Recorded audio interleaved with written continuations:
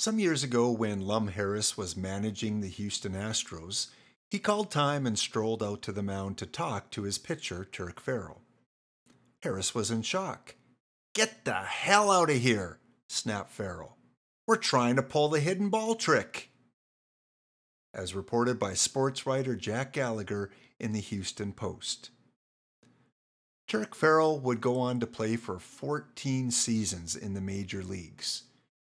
He had a modest 106 wins, again a respectable 3.45 ERA, over 1,000 strikeouts, and even recorded 83 saves. His performances would earn him 5 All-Star appearances from 1958 until 1965. And Turk Farrell would play for the Philadelphia Phillies, Houston Colts, Los Angeles Dodgers, Houston Astros, and the Atlanta Braves, before finishing his career with Atlanta in 1970. Turk Farrell does have a card in OOTP 23.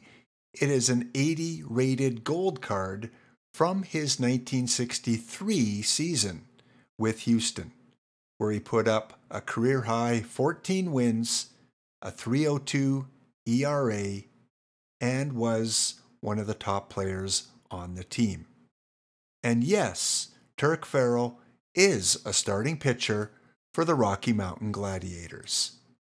And welcome to Simulation Gaming Digital Realities, Perfect Team episode number 9. I hope you enjoy.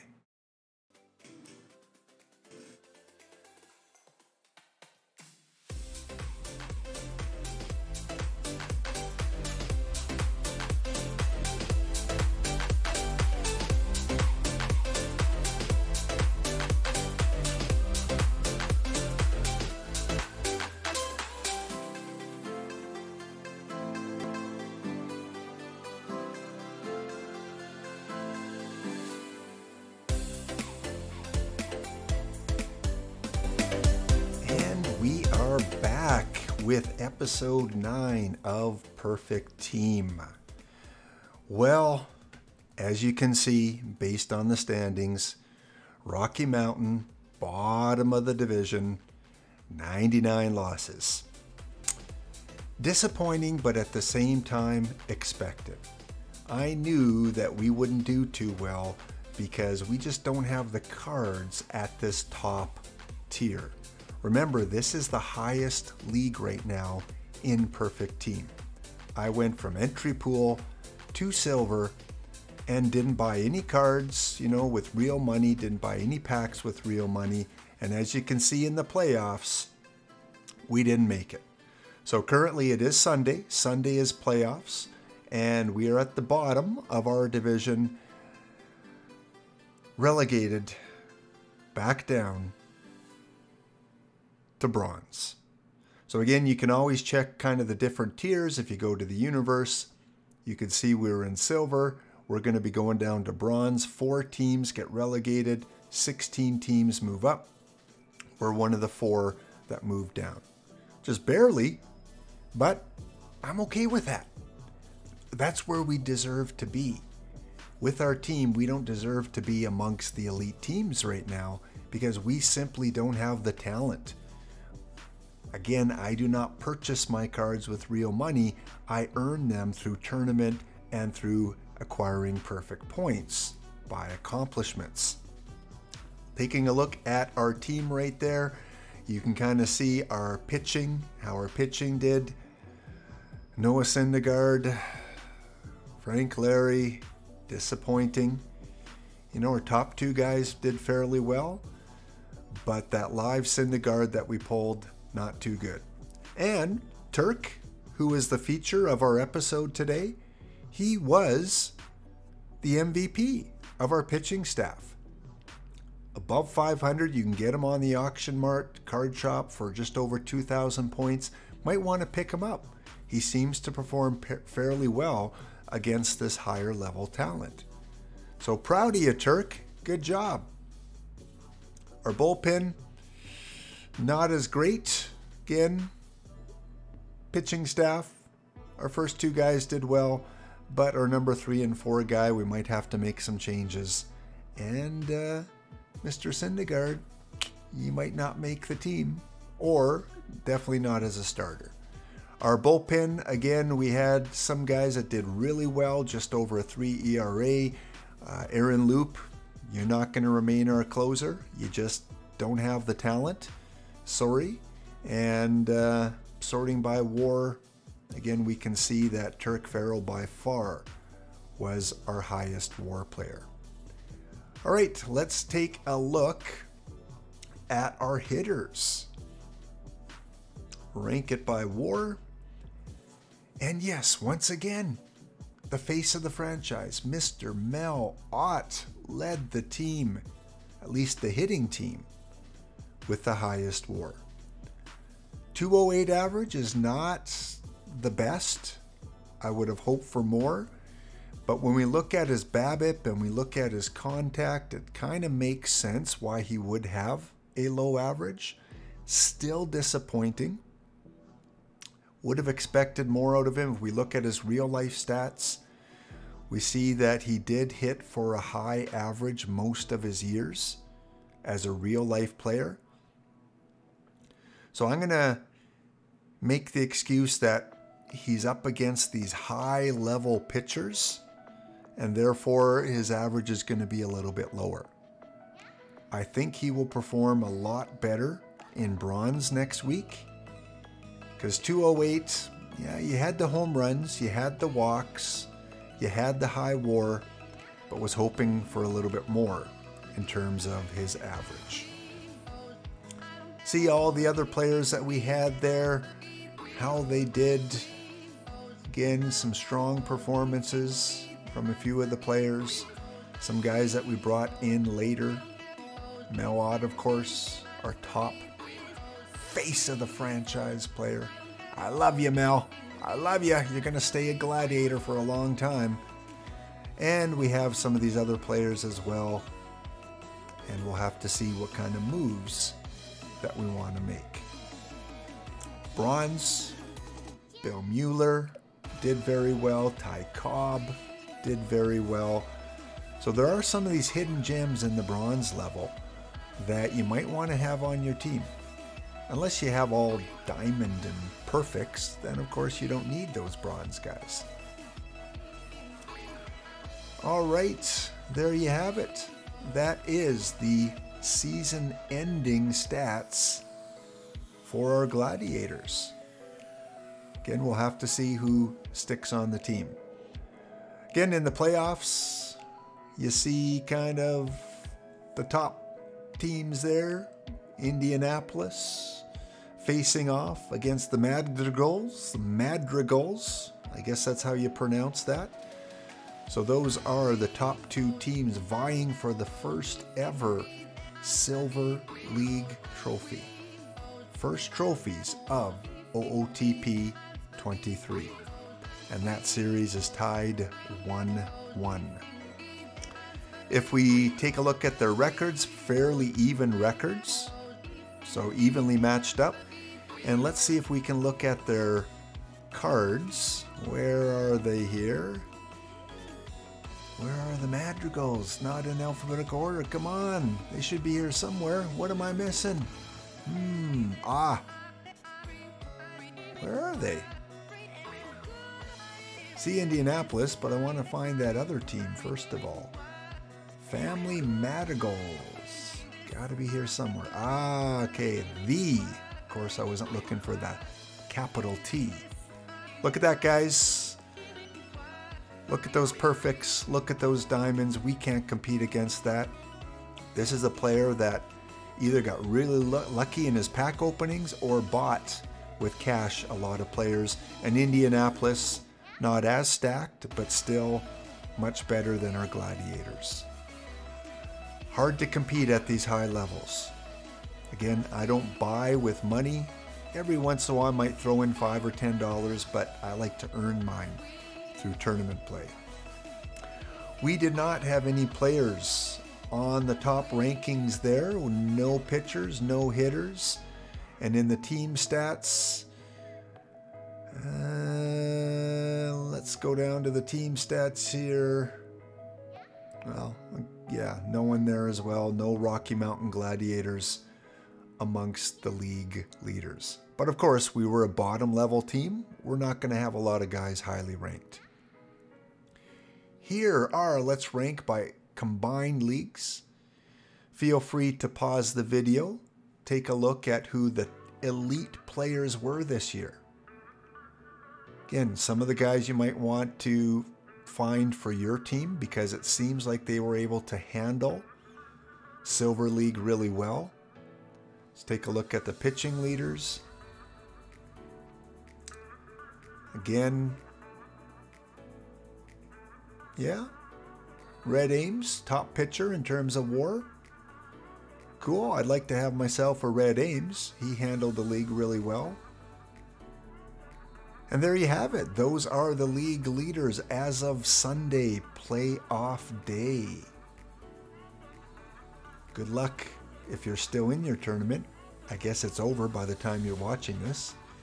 But hopefully you pulled off a championship. Leave a comment. How'd you do? All right, let's open some packs. I have 6 packs here from tournament wins from my bronze tournament. So let's open these up and see if we can add no one. Not a very good pack there. A couple low-level bronze and some irons. Pack 2. Again, no one that's probably going to make the team. Next pack. Pack 3. A gold. Who is it? We need some help. Hopefully a pitching. Yes, Joe Musgrove. You will make the team because we have a lot of crappy players on our team right now. Hopefully you will help at the bronze level. Next pack. Duds. No one that's going to help us out. Those irons just aren't going to cut it now. Maybe for missions, but not for our perfect team play. And let's see who we have here. We need another gold or diamond. No. More duds. More help to help complete the missions. Last pack. Come on. Gold. Gold. There we go. Historical? Could it be? We need some help. Yes. Mr. Hardy. Shortstop. Gold 89. You will be on our team right out of the gates. Great. So we got some shortstop help. I believe we didn't have a premier shortstop. So Mr. Hardy is going to improve our infield. Good stuff. Otherwise, we got a few irons, a couple live bronze. So we got 2. We got Musgrove and we have this Hardy card that will help us out. Yeah, look at that defense. Solid defender, just like he was in real life. His bat's not going to be too much to write home about, but a really good infielder. All right, so there was our finishing team. You can see kind of what our lineup looked like at the end of the season. We've got to make some changes. Got to decide who comes out of the lineup. And I'm going to base it on merit. If you performed well, you're staying. If you didn't, you're going to be on the bench, at least to start the season off. So we got a few guys to add. I'm going to pause it and we will be back and I will show you what my lineup looks like after we make the changes. So be back in a moment.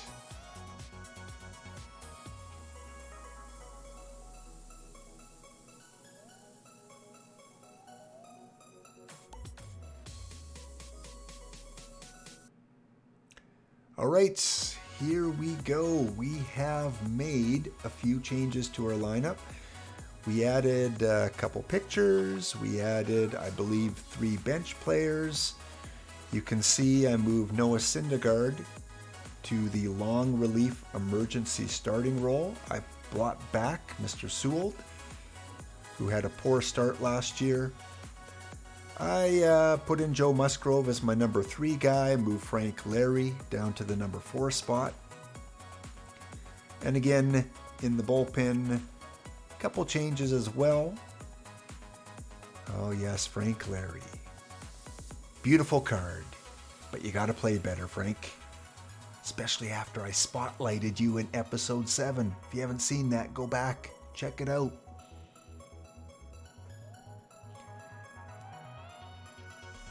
Bullpen wise, Noah, you are long relief. You're my 5th starter if you are needed.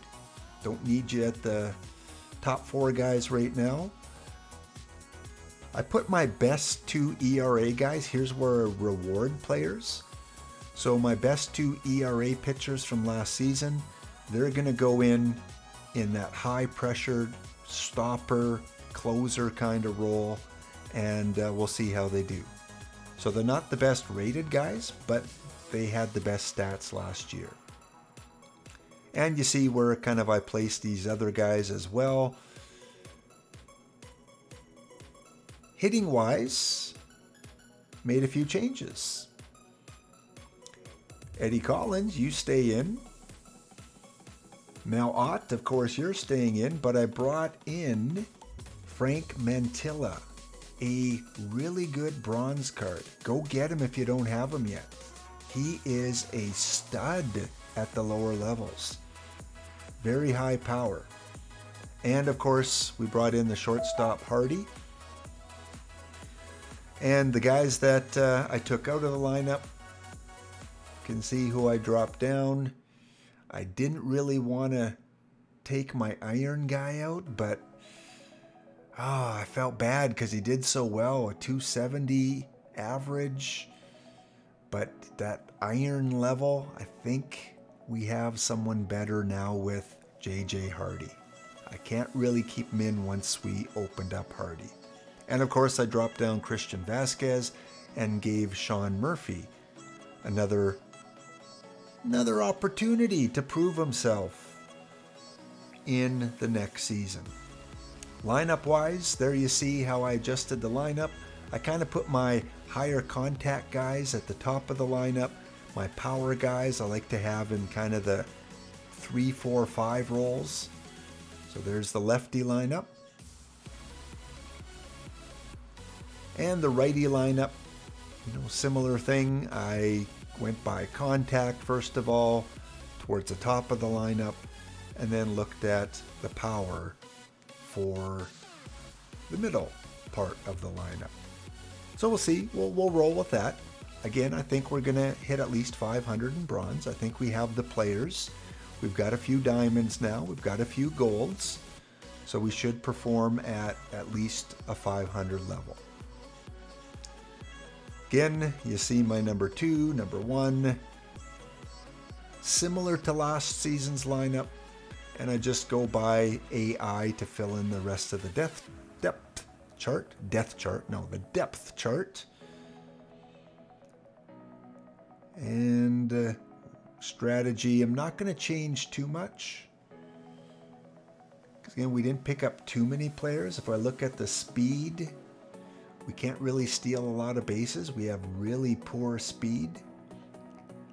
If we look at sack bunt, don't want to change that too much. Contact, yeah, contact maybe we can hit and run a little bit more. But otherwise, don't want to make too many changes there. I like to keep my infield boosted because we have pretty good defense. So I'm confident they can shift when need be. So yeah, we're going to keep the strategy just like we had last season. See how that plays out in bronze.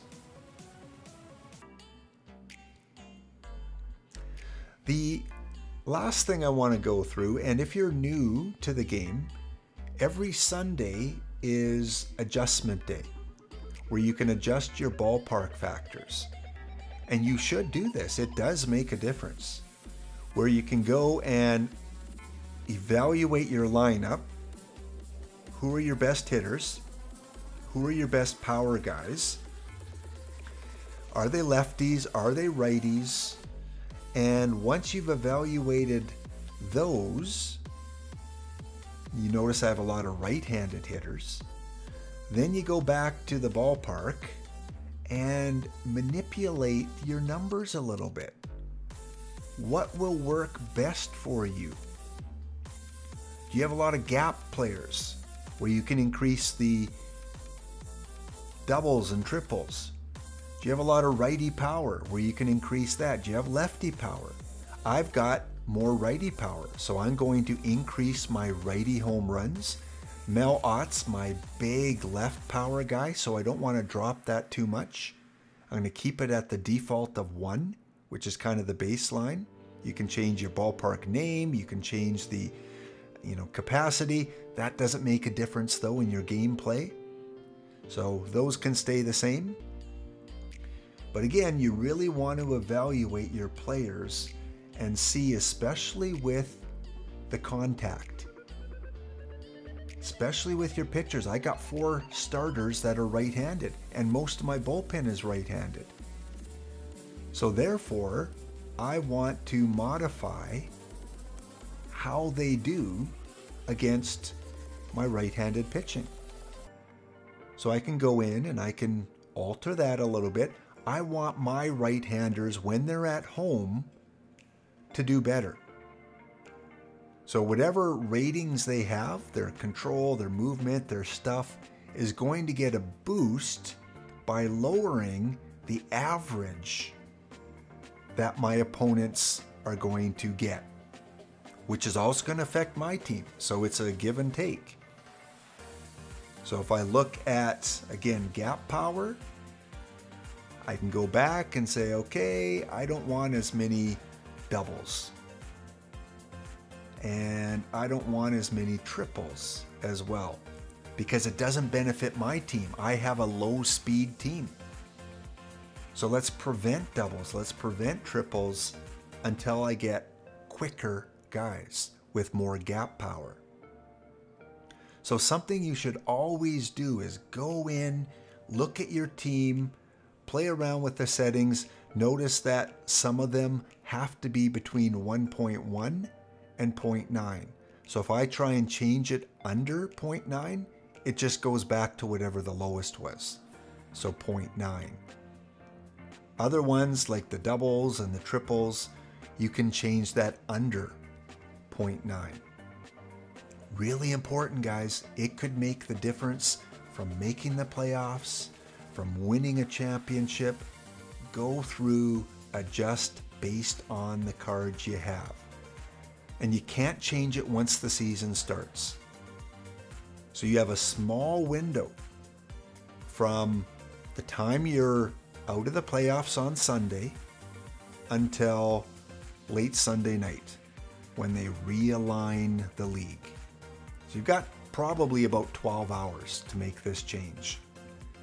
If you forget, it just keeps the ballpark factors that you had from the previous week. I find this a hidden gem on how to improve the team. Right? Let's click OK on that.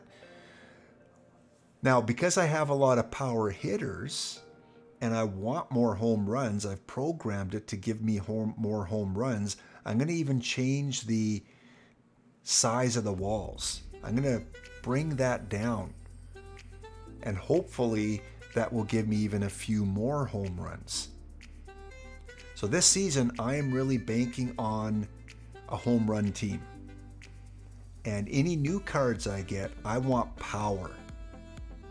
So I'm not going to worry too much about contact and base hits. I want power in this next league. So I'm going to adjust the distance of the walls. I'm going to adjust the height of the walls just to give that little extra boost. And this is fair game. All players have this ability. Some call it cheating or gaming or taking advantage of the system, but the system's there for everyone. So there we go. Let's submit. Okay, we got that done. Here again is a look at your Rocky Mountain Gladiators for the Bronze League. And then all our reserves, guys that are just itching, waiting to get in while the opportunity's there.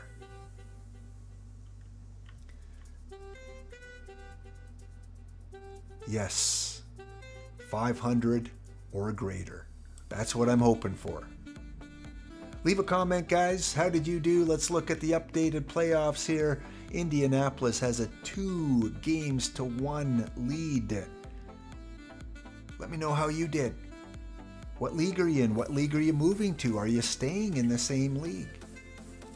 Hopefully, you got some help, some tips, some strategies, especially for the new players. All you old players, you know what you're doing. You've been here for a few years. It's the new guys I want to try and help out. So thank you once again for tuning in. If you haven't already, a like, a subscribe, a share, anything you can do to help promote the channel.